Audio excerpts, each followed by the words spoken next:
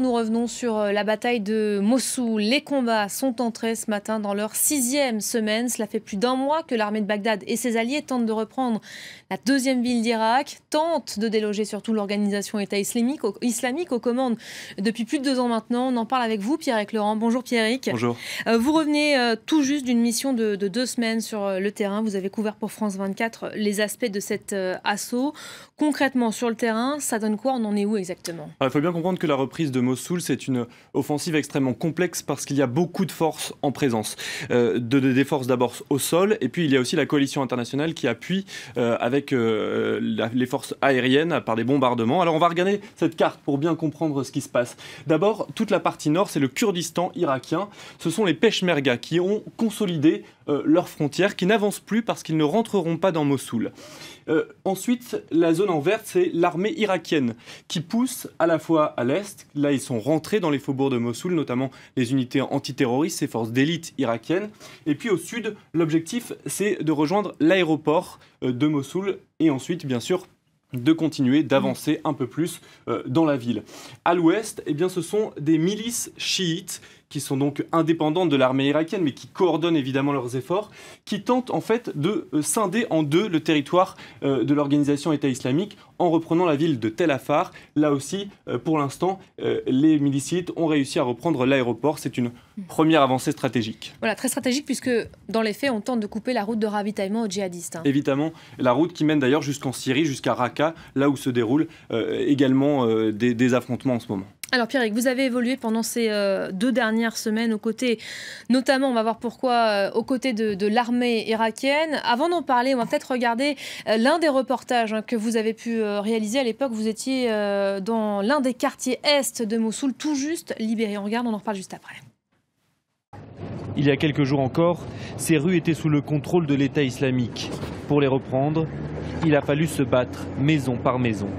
Nous sommes dans le quartier de Zarqa qui vient d'être repris par les forces antiterroristes. La zone est désormais sécurisée, mais au-delà, c'est encore l'organisation État islamique qui contrôle le reste de Mossoul. L'officier Haïdar nous emmène au plus près de la ligne de front. Il y a du mouvement dans cette zone juste en face de nous. La coalition a mené hier un bombardement contre un groupe de djihadistes. Une trentaine ont été tués. Au loin, le centre de Mossoul est désormais à portée de vue. Dans cet environnement urbain, les snipers jouent un rôle essentiel.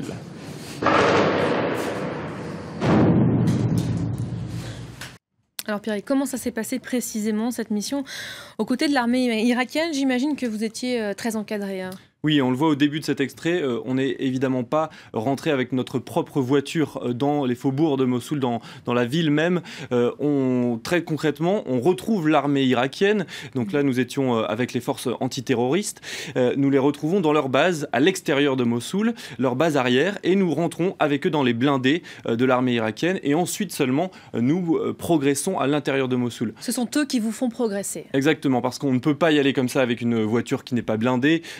On ne connaît pas forcément point par point la ligne de front parce qu'on est à l'intérieur de Mossoul dans une vraie ville. C'est 1,5 million d'habitants, c'est extrêmement peuplé et les combats progressent rue par rue, maison par maison presque, heure après heure. Et donc seule l'armée irakienne est capable de nous dire précisément jusqu'où on peut aller, les zones qui sont les moins exposées, on va dire. Voilà, parce que parmi les problématiques rencontrées, évidemment, on n'en doute pas, il y a cette problématique de la sécurité. Comment est-ce qu'on se prémunit quand on est reporter comme vous? Alors pour nous, on a d'abord une formation, on n'y va pas sans un équipement adéquat, des gilets pare-balles, un casque. Il faut bien savoir que nous, les problèmes que nous rencontrons de sécurité, ce sont les mêmes que rencontre en fait l'armée irakienne. C'est parce qu'ils ont face à eux des combattants de l'organisation État islamique qui sont extrêmement bien préparés à ce terrain, qui sont prêts à tout parce que la plupart de ces combattants sont prêts à mourir dans cette bataille. Ils portent sur eux des vestes d'explosifs, des ceintures d'explosifs. Ils envoient contre l'armée irakienne des voitures piégées. Lorsque nous étions dans ce reportage, quelques minutes après cette séquence que nous avons tournée, nous avons entendu une énorme explosion et l'armée irakienne nous a dit qu'à quelques rues de là, eh bien, une voiture piégée venait d'exploser contre l'une de leurs positions. Il y a aussi des snipers qui sont positionnés en haut des toits. Là aussi, les combattants de l'État islamique sont très bien organisés là-dessus et ils sapent en fait l'avancée des troupes irakiennes grâce à cela et aussi grâce à des tunnels qui leur permettent de revenir parfois en arrière de là où ont avancé les troupes irakiennes. Donc il faut vraiment comprendre que dans ce type d'environnement, pour nous comme pour les soldats irakiens, on n'est jamais dans un terrain à 100% sûr. Après, on essaye d'aller dans les zones où ce ne sont pas les combats les plus féroces qui se déroulent sur le moment.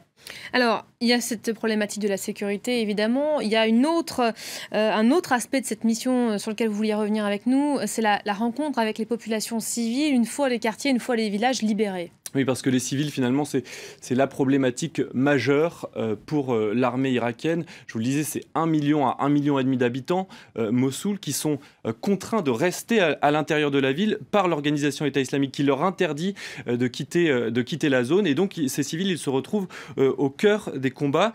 Il faut bien comprendre aussi que Mossoul, c'est une ville qui est à majorité sunnite, alors que l'armée irakienne est à majorité chiite. Et c'est donc extrêmement complexe, cette relation de défiance qui existe entre les deux côtés, entre l'armée irakienne qui arrive à la fois en libératrice, mais qui est aussi regardée comme une force pas forcément amie par les civils.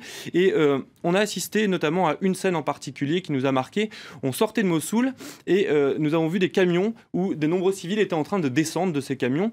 C'est des gens qui ont décidé de fuir la zone une fois qu'ils ont pu le faire, une fois que l'armée irakienne avait avancé.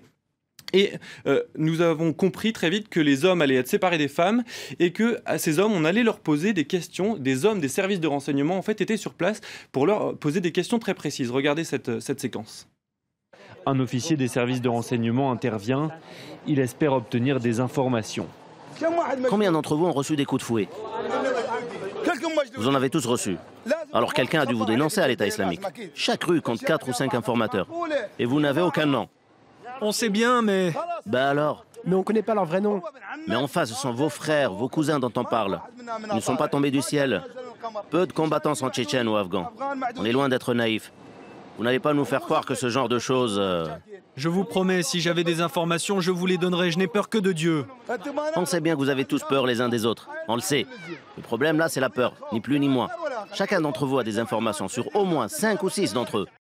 Voilà, donc vous l'avez vu dans cet extrait, l'officier de service de renseignement ne va en fait obtenir aucun renseignement. Personne n'ose parler parce qu'il y a aussi ce soupçon qu'une partie de la population de Mossoul ait pu effectivement participer en fait à l'organisation État islamique d'une manière ou d'une autre, être complice de cette organisation. Et puis on a cessé de répéter aussi que des djihadistes étaient fondus dans la foule au sein de cette population civile. Vous avez couvert plusieurs fronts de ce conflit, l'Est, probablement le plus périlleux, le Nord également, aux côtés cette fois des Peshmerga. Et pour l'armée kurde, l'enjeu il est clairement différent là. Oui, alors pour les Kurdes, l'enjeu est double. Il faut reprendre les territoires donc, qui avaient été conquis par l'État islamique. Ça, c'est maintenant fait. Mais il faut aussi affirmer le statut d'une région autonome qui espère une indépendance, en fait. Et c'est ce que l'on a constaté sur le terrain, c'est que cette ligne de front, elle ressemble en fait de plus en plus à une frontière. Les Kurdes sont en train d'établir tout le long de cette ligne de front des postes en dur. Et pour l'instant, la coordination avec les troupes irakiennes